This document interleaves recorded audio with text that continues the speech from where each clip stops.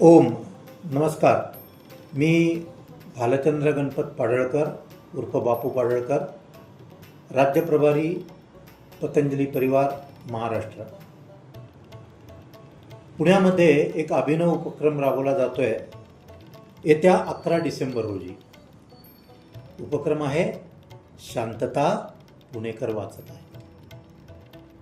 आधुनिक काळामध्ये सोशल मीडियाच्या सगळ्या वर्चस्वामध्ये हळूहळू वाचन हे कमी होतं आहे आणि वाचन कमी झाल्यामुळे अनेक चांगल्या गोष्टींपासून आपण वंचित राहत आहोत आणि त्यामुळे आपल्या माहितीमध्ये सुद्धा काही त्रुटी राहून जात आहेत. असं म्हणतात की वाचेल तो वाचेल.